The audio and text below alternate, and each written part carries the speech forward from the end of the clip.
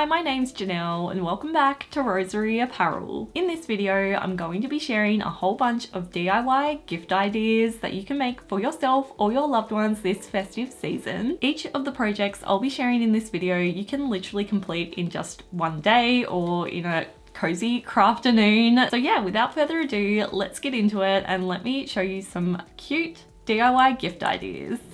First up, let me show you how to make some lace curtain produce bags. Every time I go thrift shopping, there are always so many lace curtains, and this project is a great way to upcycle them and give them a new lease of life. Firstly, you will need to make sure your curtain hasn't been sun damaged. If it is sun damaged, the lace will tear almost like paper, but if it doesn't tear, it is still strong and perfect to make some produce bags out of. Start by cutting 2 matching lace rectangles from your lace curtain. For my produce bag, I made a small version with the following measurements and a large version with the following measurements, but ultimately you can make your bag whatever size you like.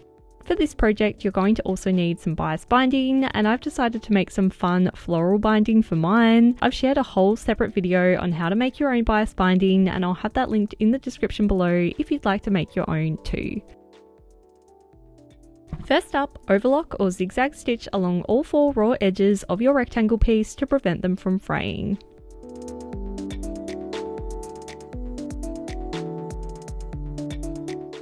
Then stitch the 2 rectangles together, leaving a small opening at one of the sides like this.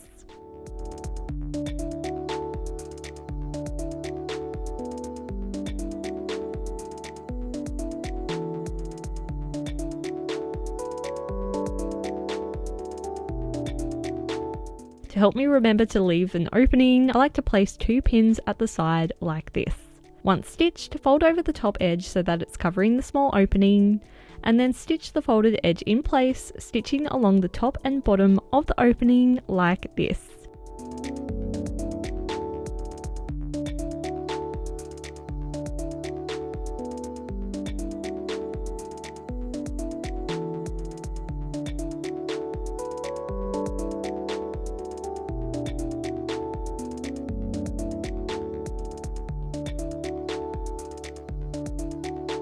Once stitched, you should now have a channel to be able to thread the bias binding into.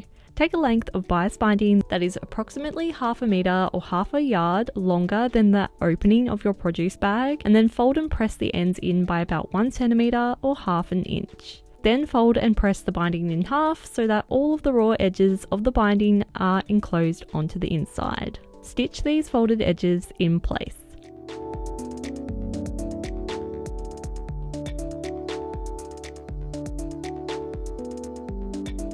Next, using a safety pin, thread the bias binding through the small opening in the side and into the channel we just stitched.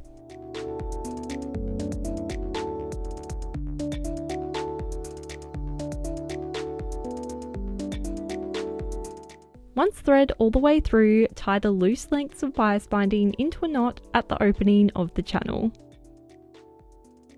Then simply use the bias binding as a drawstring to pull the produce bag closed. A set of these in a variety of sizes would make such a useful and lovely gift. Next, let's make a scrappy bookmark. This project is super quick and easy and a great way to use up some of your scrap fabric. Start by cutting 3 squares of contrasting fabric that measure 7 by 7 centimeters or 2 3/4 inches by 2 3/4 inches. Cut the same from some light to medium weight fusible interfacing. With your iron on a low setting, fuse the interfacing to the wrong side of the fabric squares. Then take one of the squares and fold and press it in half diagonally with the interfacing sides together. Then with the right sides of the fabric facing, sandwich this folded square in between the 2 other fabric squares and stitch all the layers together, leaving a small opening to be able to turn them right side out like this.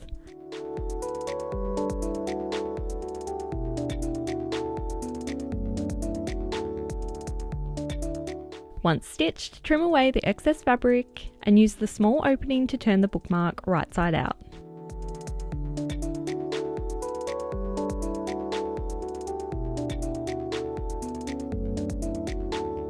Use something like a dull knitting needle to push the corners out.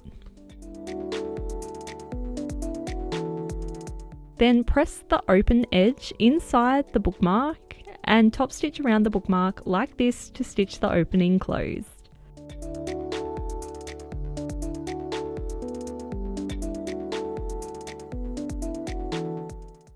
And your cute, scrappy bookmark is complete. Simply slip it onto the corner of whichever page you're up to. Something else that would make a really great gift idea, either for a loved one or just simply for yourself, is a membership to Skillshare, who I'm excited to have as the sponsor of this video. Skillshare is the largest online learning community with thousands of inspiring classes designed by creatives for creatives. A skill I have kind of been exploring and dreaming of pursuing a little bit lately is learning how to create my own patterned fabrics. And to help me with this, I've been taking a class called Illustrating Patterns, Creating Hand-Drawn Wallpaper by the illustrator Julia Rothman. In this class, Julia takes us through all the steps of drawing your own designs and turning them into a repeating pattern. In this case, it's wallpaper, but you can definitely use all the steps to ultimately create fabric as well. It's a very similar process. It was just so easy to understand, but not only that, it was very inspiring, and I really resonated with Julia's teaching process. It just really made sense to me. And now I'm inspired to put what I've learned into practice and potentially have a go at making some of my own repeating patterns.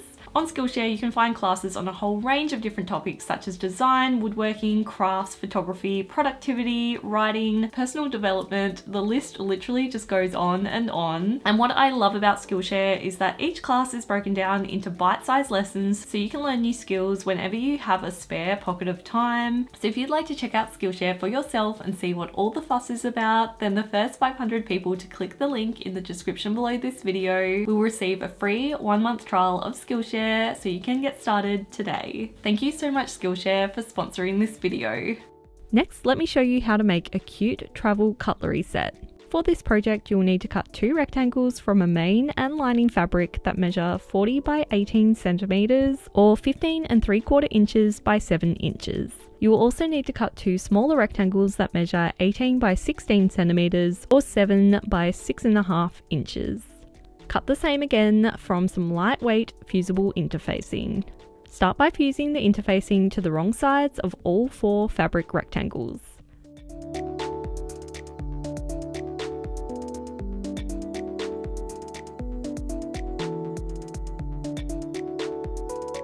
Next, take some bias binding. I'm using some leftover bias binding from the produce bags earlier, and cut a length that covers the long edge of the smaller fabric rectangles.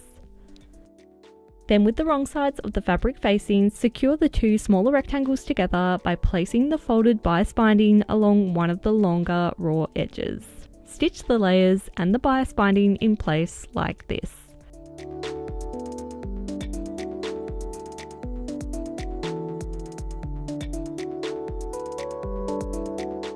Next, take the lining larger rectangle and place the now sandwiched together smaller rectangles along the bottom edge with the bias binding positioned at the center. Stitch the smaller rectangles to the larger rectangle, creating channels for the cutlery like this.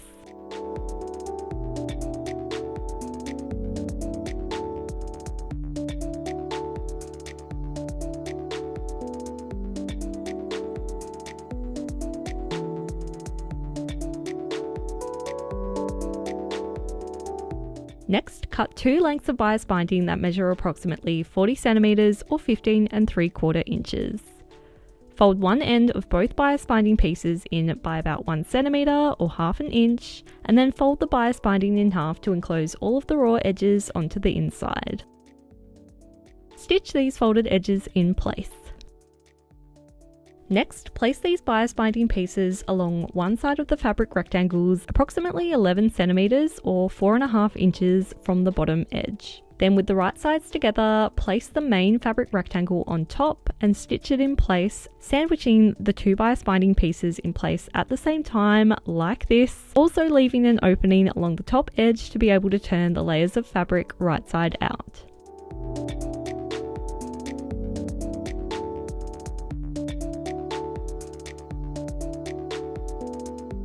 Once stitched, trim away the excess fabric.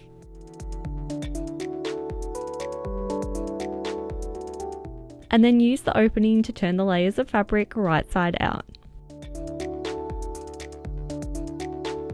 Then use something like a knitting needle to push out the corners. Then give the cutlery pouch a good press with your iron, making sure to tuck in and press the opening towards the inside. Then top stitch along the entire outside edge, stitching the opening closed at the same time. Then simply fill with a cutlery set. Honestly, if you can find a vintage set, that would be so special, and your adorable travel cutlery set is complete.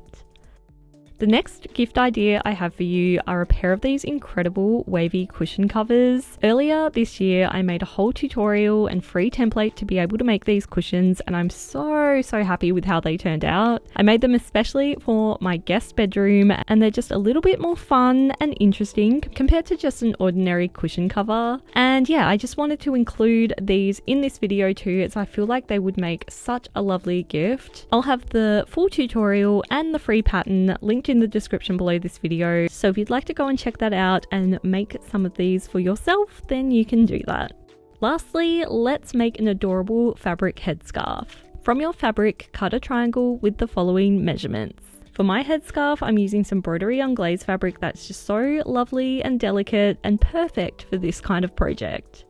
Also from your fabric, cut a rectangle that measures approximately 130 centimeters or 51 inches by 5 centimeters or 2 inches. Start by folding and pressing the shorter edges of the triangle in by about a centimeter or half an inch twice.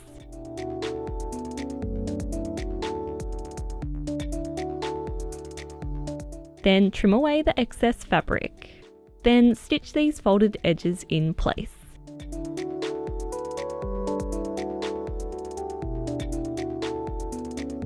Next, take your long rectangle of fabric and press it in half. Then unfold it and press the raw edges to the center crease line. Then fold the ends of the rectangle in by about 1 centimeter or half an inch.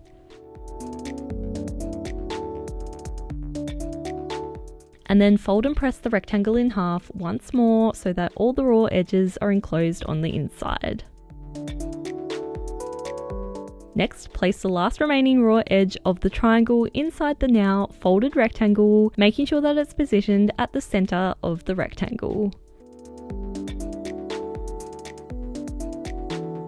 Stitch the rectangle in place, stitching the folds of the rectangle at the same time.